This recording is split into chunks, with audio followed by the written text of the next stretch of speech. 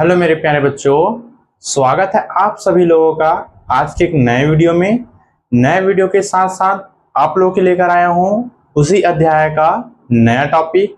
अध्याय का नाम है भाई तो विद्युत रसायन। टॉपिक इसमें आज नया है और टॉपिक एक ऐसा टॉपिक है जो कि हर वर्ष पेपर में पूछने का चांस 100% होता ही होता है और यह आता ही आता है भाई।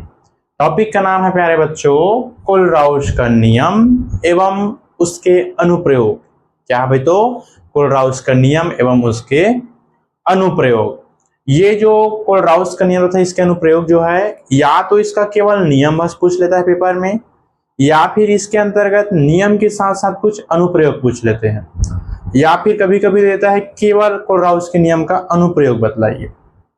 तो कहने का मतलब यह है कि यह किसी भी एंगल से पूछे यह इंपॉर्टेंट होता ही होता है। तो यह वीडियो को अंत तक जरूर देखना क्योंकि मैं कोशिश करूंगा कि आप लोग को इसको सरल से सरल समझा पाऊंगी। ठीक, तो देर नहीं करते हैं, वीडियो को स्टार्ट करते हैं। वीडियो को स्टार्ट करने से पहले आप लोग अगर नए हो मेरे प्यारे बच्चों तो चैनल को सब्सक्राइब, वीडियो को लाइक और अपने प्यारे प्यारे हाथों से वीडियो को शेयर जरूर कर देना भाई। ठीक, अब चालू करते हैं हमारा पढ़ाई।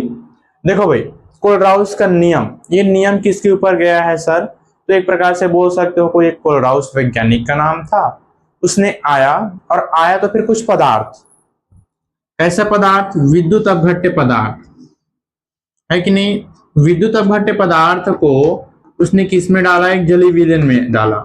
अब जली विलयन में डाला तो हम लोग जानते हैं विद्युत अपघट्य पदार्थ क्या होता है। जली विलयन में जैसे ही डलता है वह अपने अपने आयनों में क्या हो जाता है भाई? विभक्त हो जाता है। जैसे कि मान लेते हैं ये क्या है भाई? अपना एक जली विलयन है। क्या है? तो जली विलयन है।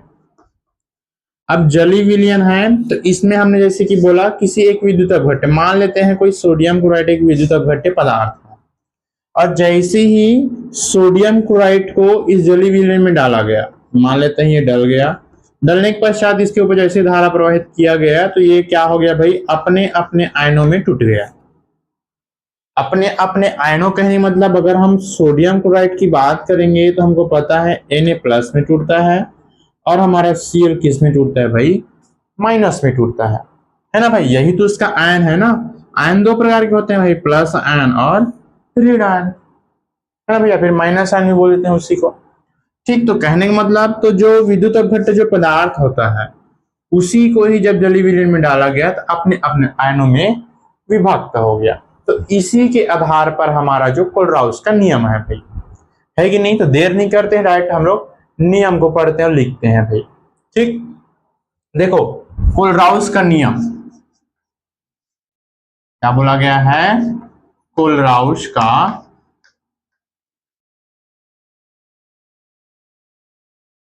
नियम है ना भाई। तो क्या लिखेंगे भाई?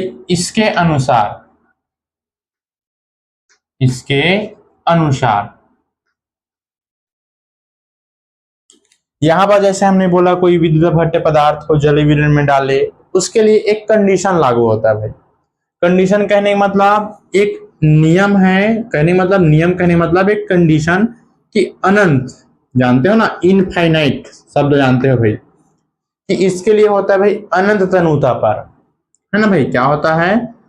अनंत तनुता पर। तो सर ये अनंत तनुता क्या है भाई? तो एक प्रकार से बोल सकते हैं किसी भी चीजों की मात्रा, चीज कहने का मतलब सोडियम क्लोराइड को अगर हम इसके जैसे हमने इसमें आयनों में तोड़ा इसको, तो एक ऐसी मात्रा जिस पर कोई भी पदार्थ होता है, अनंत अनुता होती है वह एक ऐसी मात्रा है जिस पर कोई सा भी विद्युत अपघट्य पदार्थ अपने समस्त आयनों में पूर्ण रूप से वियोजित हो जाता है। तो वही लागू होता है भाई अनंत तनुता, है कि नहीं? क्या बोला हमने? अनंत तनुता एक ऐसी मात्रा है जो कि कोई पदार्थ होता है जिसे अपने आयनों में समस्त रूप से, या कहने का मतलब पूर्ण रूप से वियोजित कर देता है भाई। ठीक, तो ये होता है भाई अनंत तनुता। तो क्या बोला गया है? नियम के अनुसार अनंत तनुता पर, अनंत तनुता पर, है ना भाई, किसी विद्युत अपघट्य पदार्थ की अनंत अनुता पर किसी विद्युत अपघट्य पदार्थ की मोलर चालकता, मोलर चालकता है ना भाई। जिसको अगर मोलर चालकता नहीं पता होगा तो आप लोग पिछला वीडियो जाकर के देख सकते हैं भाई। और आप लोग को पिछला वीडियो कहां पर मिलेगा, तो चैनल के प्लेलिस्ट में जाओगे, वहां पर आप लोगों को मिल जाएगा एक प्लेलिस्ट का नाम है विद्युत रसायन। उसमें लेक्चर 5वां या 6वां कुछ ऐसी होगा, देख लेना। वहां पर आप लोगों को मोलर चालकता और एक है भाई तुल्यांकी चालकता, दोनों का परिभाषा अच्छे तरीके से समझ में आ जाएगा। तो क्या बोला गया है, इसके अनुसार अनंत अनुता पर किसी विद्युत अपघट्य पदार्थ की मोलर चालकता उसके उसके बोला गया है तो पदार्थ के भाई, है ना भाई, उसके समस्त आयनों, उसके समस्त आयनों। अब देखो समस्त आयनों कहने का मतलब यहां पर हम लोग लिख सकते हैं भाई धन आयन, धन आयन व ऋण आयन भाई, है ना भाई। हम लिख सकते हैं समस्त आयनों अर्थात धन आयन व ऋण आयन के योग के क्या होता है भाई, तो बराबर होता है।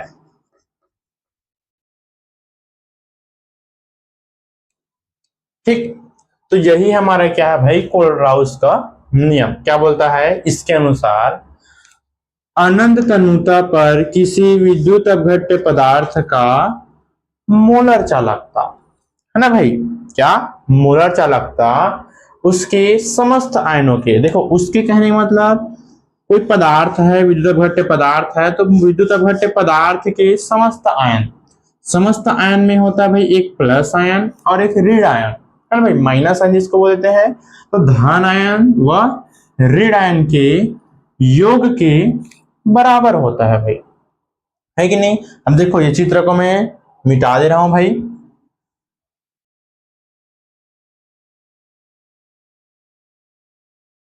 ये हो गया।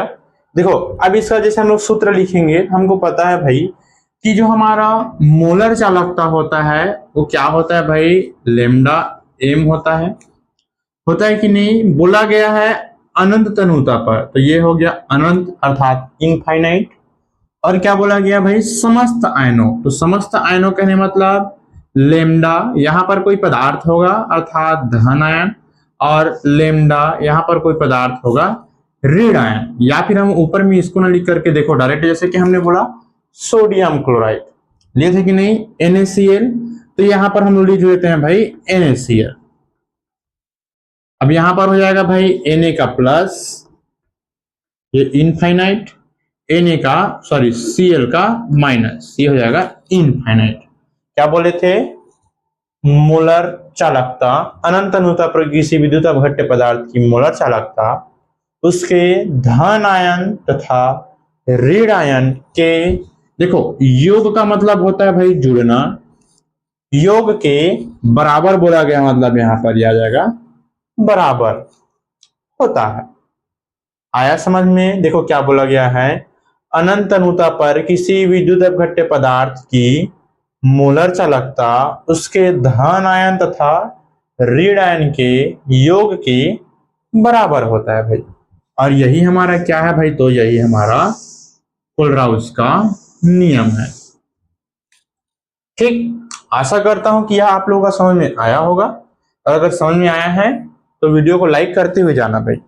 उसके बाद नेक्स्ट बोला गया है भाई उसके अनुप्रयोग, क्या बोला गया है, उसका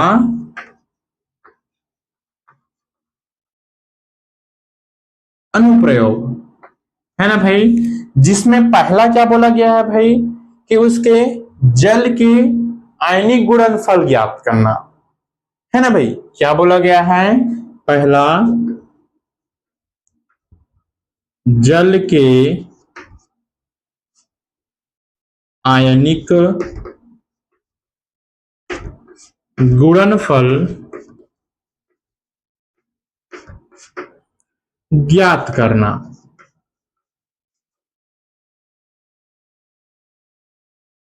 ठीक, उसके बाद फिर भाई दूसरा क्या बोल दिया गया है यहां पर कि अल्प विलेय लवण की विलेयता ज्ञात करना।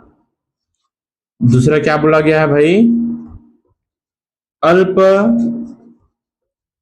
विलेय लवण की विलेयता ज्ञात करना।